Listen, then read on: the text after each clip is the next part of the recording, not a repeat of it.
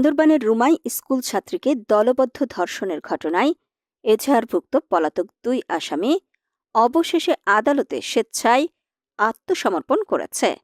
বৃহস্পতিবার দুপুরে আইনজীবী উবাথওয়ায় স্বেচ্ছায় আত্মসমর্পণপূর্বক আসামিদ্বয়ের জামিন চাইলে চিফ জুডিশিয়াল ম্যাজিস্ট্রেট আমলি আদালতের বিচারক মোহাম্মদ ইমরান জামিন না মঞ্জুর করে আসামিদ্বয়কে জেল হাজতে প্রেরণ করার নির্দেশ দেন। আসামিদ্বয় হলেন চ হাই মার্মা ও ক্যা ওয়াইসাই মার্মা।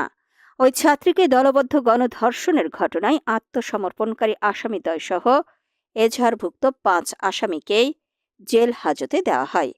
তবে এই ঘটনাটি ধামাচাপা দিতে সামাজিক সালিসি বিচার আয়োজনকারীদের মধ্য থেকে এখনও কাউকে গ্রেফতার করে বিচারের সুব্যবস্থা নিশ্চিত করা হয়নি।